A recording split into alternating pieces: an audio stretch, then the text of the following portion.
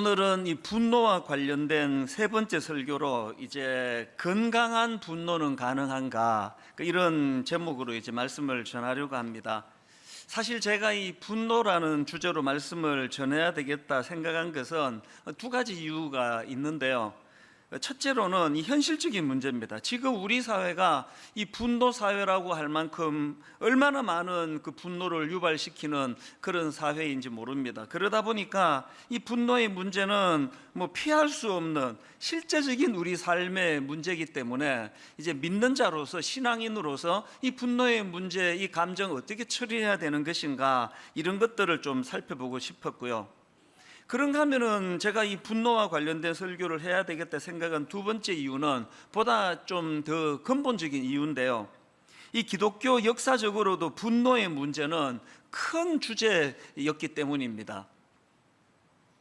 기독교 역사에서 1500년 이상 전해 내려오고 있는 7가지 대죄, 아마 이 항목들을 들어보신 분이 많으실 텐데요. 뭐 예를 들면은 교만, 시기, 나태, 탐욕, 탐식, 정욕, 뭐 이런 것들로 이제 7가지 대죄가 구성이 되어 있는데, 이 7가지 대죄 목록에 이 분노라는 항목도 들어있다는 사실입니다. 그러니까 이 분노라는 것이 아주 기독교 역사 중에 이 신앙생활을 잘 유지하고 또 영적으로 성장하기 위해서 반드시 이 처리해야 되는 게 이 분노라는 감정이라는 겁니다. 기독교 역사에서 흘러내려오는 이 7가지 대죄, 이걸 영어로는 Seven Deadly Sins 혹은 Seven Capital Sins라고 표현하는데요. 고신대 신은하 교수님이 쓴 책에 보니까 여기 나와 있는 Seven Capital Sins라고 할 때 이 캐피탈은 라틴어로 카푸트라는 단어에서 나왔는데요. 이 단어는 머리라는 뜻을 가진 단어고, 그러니까 이제 왜 이런 표현을 썼냐 하니까 이 머리가 뭡니까? 어떤 것의 근원, 이것을 이제 드러내기 위하여 이런 표현을 썼다, 그런 글을 제가 읽었고요. 그러니까 이 7가지 머리가 되는 죄, 이런 표현의 의미는 모든 죄의 근원이 되기 때문이다. 그 중에 이 분노라는 감정이 들어있다는 거 아닙니까? 세븐 데드리 신즈라고 하는 표현도 심각한 것은 마찬가지 아니겠습니까? 이 7가지 죄악은 죽음에 이르게 할 정도로 치명적인 죄라는 그런 뜻을 갖고 있으니까, 여러분, 우리가 이 분노라는 감정을 잘 다스리는 것이 신앙생활에 얼마나 중요한가를 깨닫게 해주는 그런 내용 아니겠습니까? 그렇기 때문에 우리 내면에 도사리고 있는 이 분노의 감정, 이 문제를 잘 처리하지 않고는 영적인 성숙이나 성장은 없습니다. 이 절대 과언이 아닙니다. 그래서 제가 이제 오늘을 포함해서 3번에 걸쳐 이 분노와 관련된 말씀을 이제 전하고 있는데요. 근데 여러분, 여기서 한 가지 주의할 게 있습니다. 이런 설교를 계속 듣다 보면은 자칫 오해하기 쉬운 게, 예수 믿는 우리는 막 분노를 무조건 참아야 된다, 무조건 억눌러야 된다, 억제해야 된다, 이렇게 오해하기가 쉽다는 겁니다. 절대 그렇지 않습니다. 여러분 다 아시지만 성경에서 예수님께서 이 분노를 폭발하시는 장면이 뭐 여러 군데 나오지 않습니까? 마태복음 12장 34절에 보니까 막 예수님께서 막 그냥 분을 폭발하십니다. 독사의 자식들아, 너희는 악하니 어떻게 선한 말을 할 수 있겠느냐? 이는 마음에 가득한 것을 입으로 말함이라. 막 읽기만 해도 막 그분의 분노가 느껴지지 않습니까? 사도 바울도 마찬가지예요. 오늘 본문에서 지금 쏟아내는 이 분노의 감정을 포함해 가지고 읽다가 보면은 이 사도 바울도 참 이 분노를 표현하는 대목들이 나오는 것을 다 여러분 아실 것입니다. 제가 종종 예를 드는 구약 인물 다윗도 마찬가지 아닙니까? 자기 힘만 믿고 하나님이 군대를 조롱하고 하나님을 업신여기는 골리앗에 대하여 사도 바울이 분노를 억제했습니까? 분노를 폭발시킨 거 아닙니까? 어디 너 같은 것이 감히 여호와 하나님의 군대를 모독하느냐고. 그렇게 악한 것에 대한 그 분노의 발산이 그 어린애가 골리앗을 물리치는 에너지, 능력이 그 분노에서부터 공급되는 거 아니겠습니까? 그렇기 때문에 우리는 늘 이런 생각을 해야 됩니다. 하나님이 기뻐하지 않는, 또 성령님에 의해 통제되지 않는 악한 분노는 늘 그것을 물리치려고 애를 쓸 뿐만 아니라 그것과 동시에 정말로 필요한 선한 분노, 건강한 분노는 반드시 필요하다. 그런 분노는 절대 억제하면 안 된다. 그러니까 이런 내용들을 이제 오늘 제가 좀 다루고 싶은 겁니다. 근데 여러분, 이렇게 건강한 분노는 잘 드러내는 것이 중요하다는 말씀을 전하는 이 시점에서 우리 모두가 다 꼭 기억해야 될 게 하나 있는데요. 우리가 이렇게 그 선한 분노, 건강한 분노를 드러내는 것이 중요하다 할 때 우리가 가지고 있는 이 죄성으로 인한 약점이 있다는 꼭 기억해야 된다는 겁니다. 어떤 약점이 있습니까? 많이 있지만 제가 한 두 가지로 정리해 봤는데요. 우리가 이 거룩한 분노를 드러내기에 치명적인 약점이 뭐냐면, 죄성을 가진 우리는 우리 판단력이 정확하지 않다는 거예요. 늘 그 인식해야 됩니다.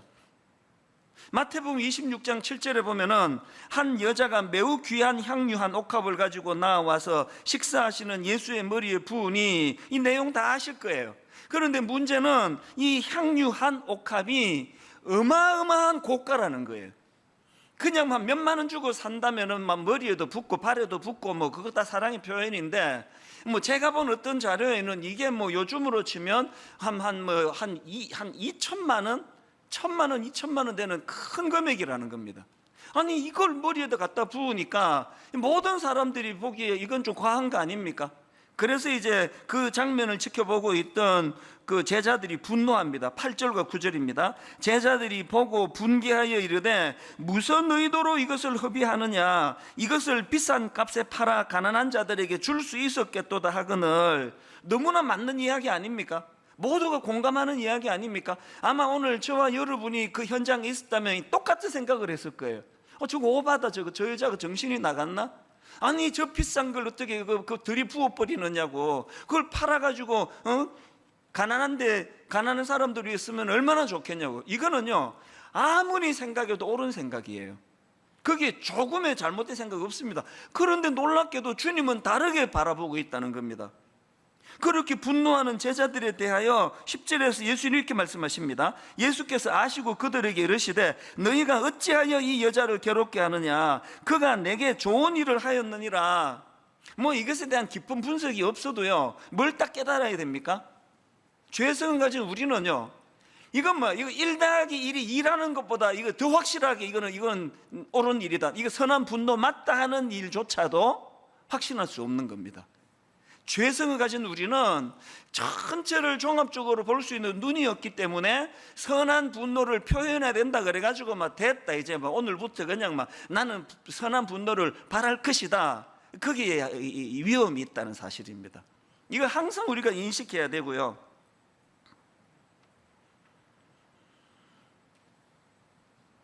그런가 하면은 또 한 가지 이 거룩한 분노와 관련해서 두 번째로 기억해야 되는 건 뭐냐 하면은, 우리 내면에는 그 치유되지 못한 성인아이의 모습이 도사리고 있기 때문에 그 출발이 아무리 건강한 분노라는 확신으로 시작했다 할지라도 이것이 내 안에 있는 그 상처 때문에 항상 부정적인 결과로 열매 맺을 위험이 있다는 걸 인식해야 된다는 겁니다. 상담학에서 사용하는 이 성인아이라는 이 용어를 뭐 가끔 들으실 텐데요, 이 성인아이라는 건 글자 그대로입니다. 몸은 나이가 들어서 어른이 됐지만 정신적으로는 아직 어린아이 상태에 머물러 있어가지고 이 인간관계에 많은 어려움을 보이는 사람, 이 성인아이예요.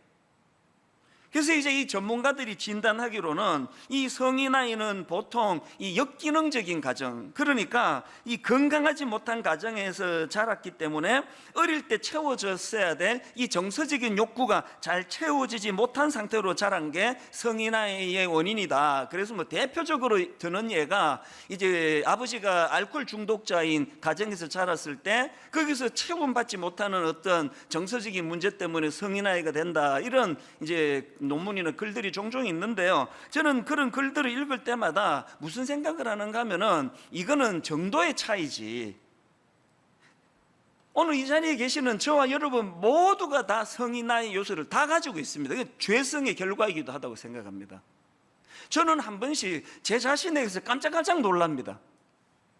평상시에는 이 신앙의 힘으로, 평상시에는 또 인격의 힘으로 그걸 눌러가지고 잘 인식을 못하는데요, 어떨 때 이거를 들고 파는 경우가 있습니다. 내 상대방이.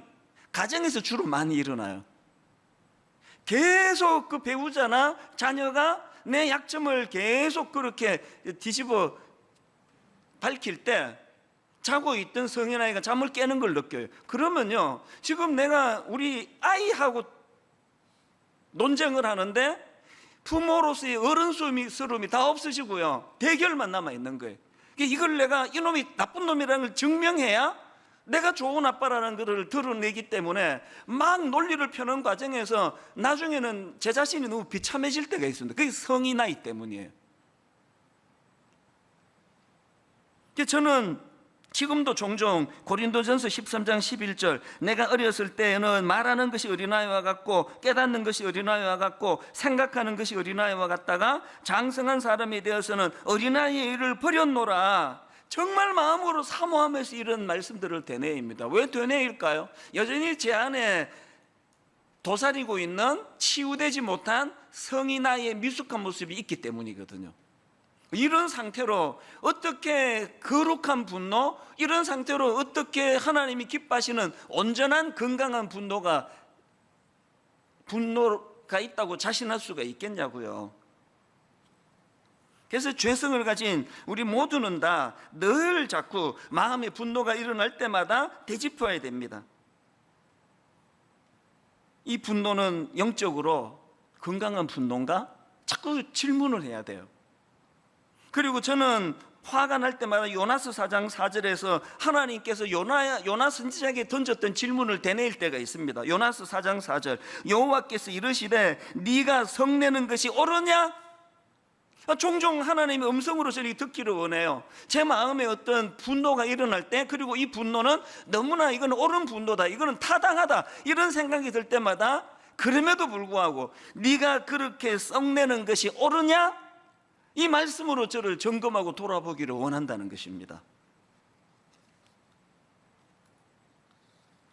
사실 원래는 이제 오늘 이 성인 나이에 대하여 집중적으로 살펴보고 또 그러려고 했는데요, 그래서 이 책도 막 여러 권 구입하고 살펴보고 했는데 이게 하면 할수록 지난주에 이 가정 안에서의 분노를 다루던 내용하고 이게 너무 중복이 되는 겁니다.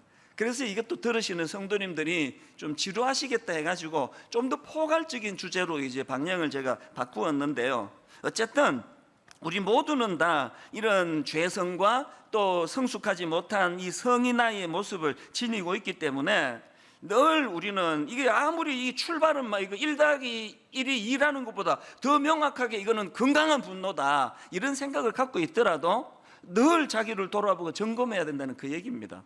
그래서 제가 오늘 설교 제목을 건강한 분노는 가능한가? 이런 퀘션 마크로 이제 제목을 잡았는데, 어제 저녁입니다.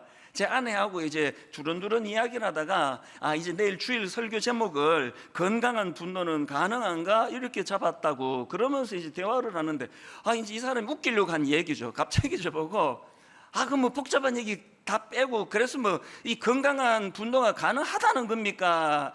불가능하다는 겁니까? 그렇게 툭 질문을 던져가지고 그 얘기를 듣자마자 내 마음에 분노가 솟구쳐 올라가가지고 이건 지금 농담이에요. 주중에 너무나 피곤하게 사시기 때문에 한 번씩 이렇게 그 쓸데없는 말을 해드려야 또 이제 웃으면서 정신을 차리기 때문에 한 말이고요. 어떻게 제가 감히 제 아내에게 분을 표할 수가 있습니까? 더군다나 토요일 저녁은 내일 아침에 지금 교회 가는데 도시락을 안 사주면 어떡합니까? 그래서 이거는 100% 그냥 웃기려고 한 말인데요, 어쨌든 이제 그런 질문은 있었습니다. 그래서 그 결론이 뭐예요? 이 건강한 분노가 가능한 겁니까? 가능하지 않는 겁니까? 그 질문을 하더라고요. 아마 뭐 궁금한 분이 계실 거예요. 그래서 여러분, 이 질문에 답하기 위해서 제가 오늘 본문을 그 사도행전 이 본문으로 택한 거거든요. 오늘 본문 사도행전 17장에 보면은 지금 사도 바울이 엄청난 지금 분노를 표현하고 있습니다. 자, 사도행전 17장 16절을 보십시오. 바울이 아덴에서 그들을 기다리다가 그 성에 우상이 가득한 것을 보고 마음에 격분하여. 지금 사도 바울이 왜 이렇게 격분했는가 하면요, 지금 그 선교 여행 중인데요, 사도 바울이 아덴, 오늘날로 치면은 이 아테네입니다. 이 아덴이라는 도시에 도착을 했는데요, 그 아덴은 헬라 문화의 중심지로 알려진 그 도시고요, 또 그 당시 최고의 학문과 또 철학과 예술로 유명한 도시입니다. 사도 바울 자체가 이 헬라 문화에 능통한 사람이고 관심이 많다가 보니까 이제 아덴을 방문한다 할 때 얼마나 기대감이 컸겠냐고요. 그렇게 아덴을 방문해 도착하고 보니까 왜 마음의 분노가 일어났는가? 큰 기대감을 가지고 아덴을 방문했는데 보니까 그 도시는 어마어마한 우상 숭배의 도시인 거예요. 16절에서 그 성에 우상이 가득한 것을 보고 이런 표현이 있듯이요, 그 당시 아덴에는 공식화된 우상이 300여 개가 되고요, 그것과 더불어서 이 신상이 무려 3만여 개나 있다고 제가 자료에 보니까 그런 내용이 있더라고요. 그야말로 온 도시가 이 우상으로 가득 차 있는 그런 상황이니까 사도 바울이 이제 그거를 보고 지금 분노하는 거예요. 굉장히 마음에 분노가 일어났습니다. 그런데 여러분, 이 본문에 나오는 사도 바울의 분노와 관련해서 우리가 주목해야 되는 게 하나 있는데요, 16절을 다시 한번 보시겠습니까? 바울이 아덴에서 그들을 기다리다가 그 성에 우상이 가득한 것을 보고 마음에 격분하여, 우리말 성경에는 그냥 마음에 격분하여 이렇게 되어 있는데요, 여기 나와 있는 이 격분하여, 이거 헬라어로 파록시노라는 단어입니다. 이 파록시노라는 단어가 신약에 딱 2번 등장하는데요, 한 번은 오늘 본문 사도행전 17장에 등장하고요, 또 한 번은 사랑장으로 유명한 고린도전서 13장에 등장합니다. 13장 5절을 보세요. 고린도전서, 물에 행하지 아니하며 자기의 유익을 구하지 아니하며 성내지 아니하며, 여기 성내지 아니하며 할 때 성내다가 이게 오늘 본문에 나오는 파록시노예요. 이 모순 아닙니까? 아니, 지금 사도 바울이 고린도전서 13장에서는 사랑의 특징은 성내지 않는 거라고 말해놓고는 정작 본인은 지금 복음 전하는 현장에서 이 파록시노, 지금 격분을 하고 있는 그런 상황이거든요. 성경은 말 따로 행동 따로 이런 게 용인이 되는 책입니까?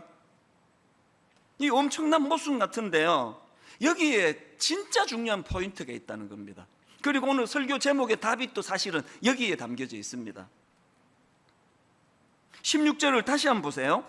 바울이 아덴에서 그들을 기다리다가 그 성에 우상이 가득한 것을 보고 마음에 격분하여, 여기 나오는 마음에 격분하여, 이 헬라어로 보면은요, 그의 안에 있는 그의 영, 이렇게 직역할 수가 있는데, 아쉽게도 우리말 성경에는 이 그의 영이라는 표현이 생략돼 버렸습니다. 이게 딱 읽으면 바울이 지금 격분한 것처럼 그렇게 느끼게 하는데요, 이게 그게 아닙니다. 그의 안에 있는 그의 영, 그러니까 지금 사도 바울의 분노의 주체는 자기 혈기가 아니에요. 사도 바울의 분노의 주체는 그의 영, 다시 말해서 바울 안에 계시는 성령님이십니다.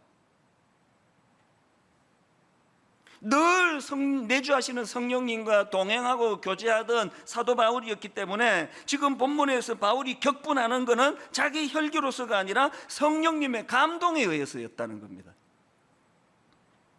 여기서 저는 이 분노와 관련한 굉장히 중요한 포인트 하나 발견하는데요, 사도 바울의 인생은 다메섹 도상에서 예수님이 만나기 이전, 예수님을 만나기 이후, 인류 역사가 BC와 AD, 예수님이 이 땅에 오시기 이전, 그리고 이제 2020년은 예수님이 오시고 2020년이 지났다는 거 아닙니까? AD 2020년. 똑같이 사도 바울도요, 다메섹에서의 예수님을 만나기 이전 BC와 예수님을 만난 이후 AD로 구분이 되는데, 분노와 관련해서도 딱 이 공식이 들어가는 겁니다. 그런데 여러분, 사도 바울이 다메섹 도상에서 예수님을 만나기 이전은 분노가 많았고 이후는 분노가 없어졌다, 이런 구도가 아니에요. 똑같이 분노는 그 안에서 움직이는데, 예수님을 만나기 이전에 사도 바울의 분노는 혈기예요. 그래서 성령님에 의해서 통제되는 분노가 아니니까 막 내키는 대로 자기 생각이 옳다 그러면 막 예수 믿는 사람 잡아 죽이려고 다메섹으로 가고, 또 일설에 의하면은 스데반의 순교 현장에서 진두지휘했던 사람이 사도 바울이다, 그런 설도 있습니다. 통제되지 않는 분노를 휘둘렀던 게 예수님 만나기 이전의 사도 바울이라면, 예수님 만난 이후의 사도 바울은 똑같이 분노가 있었지만 성령님에 의해서 다스려지던 분노, 성령님이 기뻐하시는 분노, 성령님이 똑같이 분노하시는 그 분노를 인식하면서 가지게 되는 분노. 여기서 목사인 저를 위시해서 신앙생활하는 우리 모두가 돌아보셔야 될 게 있습니다. 여러분의 분노는 성령님이 기뻐하시는 분노입니까? 성령님에 의해서 통제되고 다스려지는 그런 차원의 분노입니까? 이런 의미에서 우리는요, 거룩한 분노, 건강한 분노를 위해서 사도 바울처럼 늘 내주하시는 성령님과 인격적으로 교제하고 그분의 뜻을 구하고 그분을 사모하는 이런 차원의 신앙의 몸부림이 필요하다는 거 아닙니까? 그래서 저는 오늘 이 건강한 분노의 회복과 관련해서 늘 삶 속에서 드려야 되는 두 가지 질문을 여러분과 나누고 싶습니다. 건강한 분노를 회복하고 싶으세요? 첫째로 이 질문을 던지셔야 됩니다. 나의 분노는 성령님에 의해 통제되고 있는가? 사도 바울이 성령님에 의해서 주시는 분노를 가졌다고 했는데요, 그 열매가, 그 차이가 있습니다. 어떤 부분이 사도 바울의 분노가 성령님의 통제에 의한 것이라고 말할 수 있느냐? 그 결과인 16절 17절을 다시 한번 보시겠습니까? 세 번역으로 읽어드리면 더 선명합니다.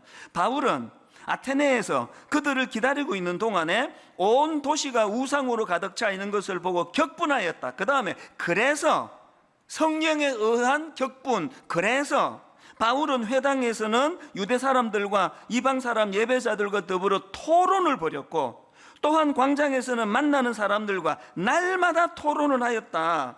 여러분, 요즘에 그 분노 조절 장애라는 이런 표현을 가끔 듣지 않습니까? 차 몰고 가다가 누가 싹 끼어들면은 똑같이 화가 나요. 저도 화나고 여러분 다 화를 납니다. 그런데 어떤 사람은 이 분노가 조절이 잘 안 되니까 빨간불에 갑자기 내려가지고 막 방망이 들고 상대방 유리문을 깨고 협박하고, 이 분노 조절 장애거든요. 사도 바울이 일으키고 있는 분노가 자기 어떤 저급한 본능 욕구가 아니라 성령의 인도하심으로부터 왔다는 것을 증명할 수 있는 게 뭡니까? 지금 사도 바울이 그 아덴이라는 도시의 우상을 보고 격분해 가지고 혈기로 막 그것들을 때려 부시고 그 사람을 막 그거 만든 사람을 폭행하고 이렇게 흐르는 게 아니고 토론하는 거예요. 주의 복음을 전하는 겁니다. 통제되는 분노. 그렇기 때문에 우리가 늘 사도 바울처럼 토론한다는 게 뭘 의미합니까? 격분하고 상대방을 그냥 정죄하고 막 폭행하고 이런 것들은 성령의 다스림이 아니라는 겁니다. 이런 점에서 우리는요, 늘 한나에게서 배워야 되는 한 가지가 있는데, 사무엘상 1장 6절 7절을 보십시오. 여호와께서 그에게 임신하지 못하게 하심으로 그의 적수인 브닛나가 그를 심히 격분하게 하여 괴롭게 하더라. 매년 한나가 여호와의 집에 올라갈 때마다 남편이 그같이 하매 브닛나가 그를 격분시키므로 그가 울고 먹지 아니하니. 어떤 상황인지 아시겠죠? 한나는 요즘 말로 하면은 난임이에요. 아기가 생기지 않아요. 이것도 괴로워 죽겠는데 그 연적인 브닛나가 그걸 가지고 막 계속 괴롭히는 거예요. 뭐 어떻게 괴롭혔는지는 모르겠지만 조롱을 했는지 비웃었는지, 그래서 막 이 여인이, 한나라는 여인이 못 견디는 겁니다. 그래서 마음에 막 격분이 올라오는데요, 이런 분노를 무엇으로 연결을 시킵니까? 한나는 바로 그 다음 10절을 보십시오. 한나가 마음이 괴로워서 여호와께 기도하고 통곡하며. 이게 한나의 위대함이에요. 누구나가 다 지금 브닛나 같은 여자들을 끼고 사는 게 인생 아닙니까? 항상 나를 괴롭히고 나를 조롱하고 나를 분노하게 만드는 그런 사람과 그런 상황에 노출되어 있는 우리 인생인데요, 한나처럼 그것을 기도로 연결시키고 있습니까? 그래서 아니, 코로나19가 끝나고 요즘에 그 금요 기도회에 그렇게 참석률이 저조한 걸 보면서 이번에 막 분노의 문제가 다 해결이 되신 거예요. 마음이 분노가 일어나면 한나처럼 이거 지금 기도할 때다, 하나님께 매달릴 때다. 8월 달쯤에 이제 제가 가을에 그 집회들을 정리를 보통 하는데요, 이제 올해는 코로나19라고 하는 한 번도 못 겪어본 상황 속에서 이제 특별 새벽 부흥회도 준비해야 되고 새세면 축제도 준비해야 되니까 이번에는 유난히 이제 긴장하면서 준비했거든. 어떤 교역자는 이제 뭐 새세면 축제를 안 하는 게 좋겠습니다, 이 상황에서 어떻게 뭐 전도가 되겠습니까, 이러는 교역자도 있고, 또 뭐 해야 된다는 교역자도 있고, 그런저런 생각들을 많이 저에게 피력하는데요, 당연히 해야죠. 그리고 저는 이번 특별 새벽 부흥회는 진짜 중요한, 교회로 못 나와서 뭐 이게 대충 끝날 게 아니거든요. 그래서 뭐 그냥 이 주제로도 생각했다가 저 주제로도 생각했다가 고민했는데, 지난주에 제가 주제로 확정했습니다. 이번 특별 새벽 부흥회 때는요, 기도에 대해서 설교할 것입니다. 그것도 성경에 각종 어려움에 빠져 있을 때 어떤 기도가 터져 나왔고 그 기도가 어떻게 그 위기를 이겨냈는가를 지금 찾기 시작을 했거든요. 팀 켈러 목사님이라고 미국의 유명한 목사님이 계시는데요, 이분이 기도라는 제목의 책을 썼는데요, 그 책 소개해 보니까 그 동기가 뭐였나, 그 저자인 팀 켈러 목사님이 갑상선암을 겪게 되고, 또 그런 인생 어려움 중에서 하나님 앞에서 이제 기도 생활을 돌아보고 점검하는 시간을 가졌다, 그런 설명의 글을 제가 읽어봤는데요, 보니까 그 당시 팀 켈러 목사님 본인의 건강 문제도, 그 갑상선암이라고 하는 선고를 받은 것도 참 심각한 문제지만, 게다가 엎친 데 덮친 격이라고 아내인 캐시 사모님이 크론병 증세와 실험했다는 겁니다. 그리고 공교롭게도 그 해에 9.11 미국의 뉴욕에 사는 분인데 9.11 사태가 터진 겁니다. 그랬을 때 이 팀 켈러 목사님께서 이런 심각한 그 인생의 문제로 고민하고 있을 때 어느 날 그 아내인 사모님이 이런 말씀을 하시더래요. 우리가 지금 함께 해야 할 일이 있습니다. 매일 밤마다 머리를 맞대고 기도할 때입니다. 같이 기도합시다, 그런 제안을 했다는 거예요. 그 아내의 그 이야기를 듣고는 이 목사님이 이제 기도에 대한 묵상을 시작을 하고, 그래서 나온 게 이 기도라는 제목의 책이었다. 제가 그 내용을 읽으면서, 여러분 오늘 이 코로나19로 말미암아 교회를 지금 출입을 못하게 된 게 6개월이 넘었고, 앞으로 6개월이 지나야 1년이 지나야 이게 해결이 될지 모르는 이 시대가 팀 켈러 목사님이 겪은 것보다 더 심각한 상황 아닙니까? 지금 전 교회적으로 대한민국의 모든 성도님들이 죽을 것 같은 절박한 마음으로 기도의 자리로 나가야 될 때라고 생각합니다. 그래서 이 2학기 동안에 어떻게 각 가정의 삶의 자리에서 한나처럼, 하나님 아기가 생기지 않는 것도 죽을 것 같은 고통인데 대적하는 번인나가 날마다 나를 조롱하기 때문에 내가 분노가 솟구쳐 오르는데 이 문제를 가지고 주님 앞으로 나가기를 원합니다. 여러분의 분노는 사도 바울처럼 성령님에 의해서 다스림을 받고 있습니까? 다스림을 받기를 원하십니까? 기도의 자리로 나가셔야 된다는 겁니다. 그런가 하면 두 번째로, 여러분이 거룩한 분노를 회복하기 위한 질문이 하나 더 있습니다. 나의 분노는 선한 열매로 나타나고 있는가? 여러분, 제가 아까 사도 바울이 그 성령님의 다스림에 의해서 생긴 분노라고 말씀드렸는데요, 이런 분노는 어떤 결과를 가져다 주느냐? 선한 열매를 맺는다는 겁니다. 18절을 보실 본문, 어떤 에피쿠로스와 스토아 철학자들도 바울과 쟁론할새 어떤 사람은 이르되 이 말쟁이가 무슨 말을 하고자 하느냐 하고, 어떤 사람은 이르되 이방신들을 전하는 사람인가 보다 하니, 그 다음 보세요. 이는 바울이 예수와 부활을 전하기 때문이러라. 사도 바울은 아덴이라는 우상이 만연한 도시를 보면서 성령님이 주시는 분노가 일어났고, 그 분노는 거룩한 열매를 맺었다는 거예요. 복음을 전하는, 예수 그리스도의 십자가를 전하는, 너희들이 뭐 철학적으로 똑똑하다, 문화적으로 발달했다 그러지만 부활하신 주 예수 그리스도를 모르기 때문에 이런 어리석은 짓을 하게 됐다, 이거를 전하는 계기가 됐다는 것입니다.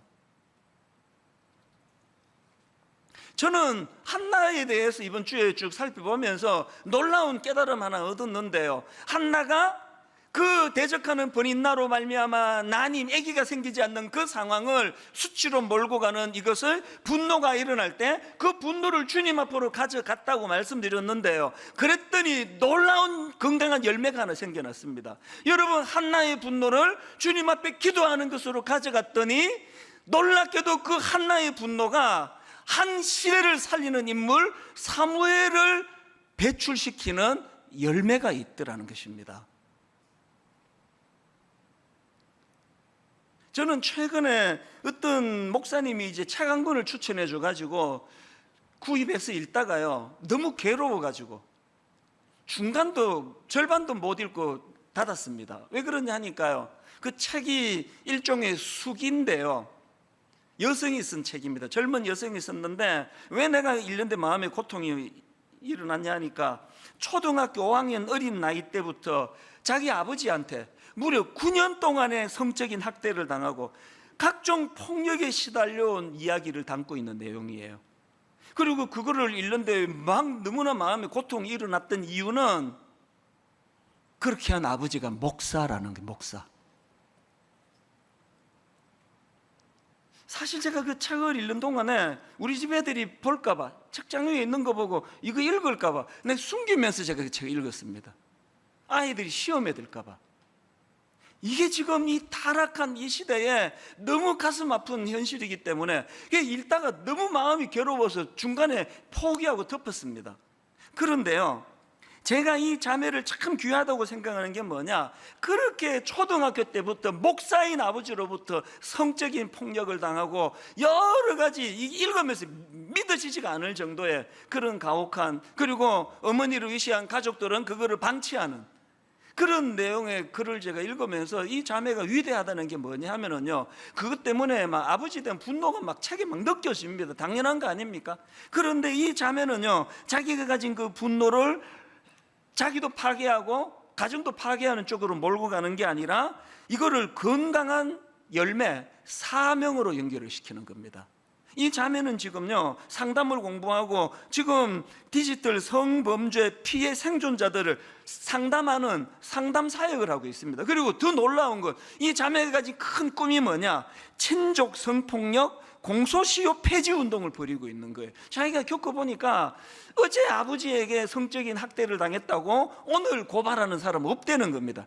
괴로워 사귀고 참고 수년 동안 이걸 억누르다가 이게 견딜 수 없어가지고 이거를 고소를 하면 공소시효가 끝났는데요, 이런 경우가 생기니까 이런 친족 성폭력만큼은 공소시효를 없애야 된다, 이런 운동을 지금 하고 있다는 겁니다. 이 자매가요, 서강대학교에서 그 사회복지학과 석사 학위를 아마 취득한 걸로 제가 아는데요, 그 책 소개한 목사님이 저에게 이분의 그 사회복지학과 석사 학위 논문을 이제 보내줬는데요, 보통 그 논문에 보면은 맨 앞에다가 이제 그 감사의 글 뭐 이런 거 쓰지 않습니까? 제가 그거 보고요, 논문 맨 앞에, 그리고 또 논문 제목이 뭐냐, 친족 성폭력 피해자를 위한 사회적 지원 방안에 관한 연구. 이 제목 자체가 사명 아닙니까? 이 논문 감사의 글 맨 앞에 믿겨지지 않는 글이 들어있는 겁니다. 이렇게 글을 썼습니다. 주님 감사합니다. 이 지금 총신대 신학대학원에서 쓴 논문 아닙니다. 일반 대학교예요. 주님 감사합니다. 어느 누구보다 더 가까이서 저를 지도하여 주신 주님께 먼저 감사를 드립니다. 주님이 저와 함께 하셔서 지금의 제가 있을 수 있었습니다. 그리고는 쭉 보니까 이제 교회 공동체에서의 만난 분들이 뭐 대부분인 것 같아, 제 느낌에. 내가 이분에게도 감사하고, 내가 너무너무 힘들 때 저분이 이렇게 도와줬고, 이 교회라고 생각을 합니다. 그 책 제목이요, 눈물도 빛을 만나면 반짝인다. 이것만큼 복음을 함축적으로 소개한 제목이 또 있겠습니까? 내버려두면 아버지를 향한 분노가, 내버려두면 아버지를 향한 복수심이 이 젊은 한 인생을 파괴시킬 수밖에 없는 그런 상처로 가득 차 있는 이 자매인데, 눈물도 빛을 만나면 반짝인다. 그 빛은 주님이 늘 내가 빛이라 그러시는 거 아닙니까? 교회가 어떤 곳이어야 될까요? 빛 대신 주님을 만나는 곳이에요. 교회는 이 빛 대신 주님을 만나는 곳일 뿐만 아니라 이 여성 주변에 있는 신앙 공동체에 있던 사람들처럼 이 자매를 진심으로 위해주고 사랑하고 품어주고 긍휼히 여기고, 오늘 예배 드리는 이 자리에 울분이 없이 상처 없이 앉아있는 분 몇 분이나 되십니까? 목회자들도 마찬가지예요. 오늘 이 시대에 목사로 살아가는 건요, 그 자체가 울분입니다. 그 자체가 분노입니다. 이렇게 노출된 교회에서 목회를 하는 목사들은 더 심합니다. 단 한 주도 그냥 넘어가는 날이 없이 이렇게 시비를 걸고 저렇게 문제를 삼고, 거기에 태반은 가짜 없는 것 만들어가지고 조롱거리로 만드는 이런 일들을 겪어가고 있는데, 저는 이런 것들 때문에 상처받지 않습니다. 상처받아도 바로바로 회복이 됩니다. 왜 그렇습니까? 내 안에 성령님이 계시기 때문입니다. 그리고 저는 이 자매만큼은 아니라도 아버지, 내 안에 분노가 사명이 되게 하여 주시기 원합니다. 아직까지도 이 목회 때려쳐야 되겠다, 그만둬야 되겠다, 이런 충동적인 생각은 불쑥불쑥 떠오르지만 거기에 지배를 당한 적은 없습니다. 왜 그렇습니까? 또 이 자매에게서 내가 배우는 게 뭡니까? 오늘 여러분이 어릴 때부터 지금까지 받았던 크고 작은 상처, 그 상처로 인한 분노, 또 한나처럼 그 분인나 같은 이상한 사람을 만나 집요하게 분노를 유발시키는 그 상황을 어떻게 한다고요? 기도로 주님 앞으로 나가는 도구로 삼을 수 있다는 겁니다.